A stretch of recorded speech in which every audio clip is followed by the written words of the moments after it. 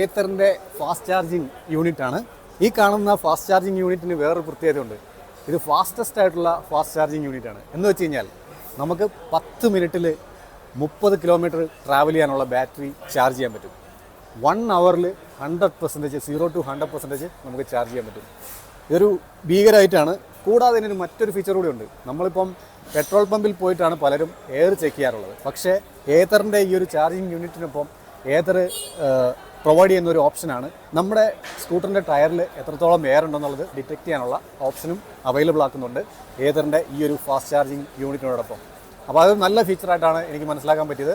കാരണം നമ്മുടെ സ്കൂട്ടറിൻ്റെ ടയറിൻ്റെ എയർ ഇമ്പോർട്ടൻ്റ് ആണ് മൈലേജ് ഡ്രോപ്പ് ആകാതിരിക്കുക എന്നുള്ളത് നോക്കുമ്പോൾ.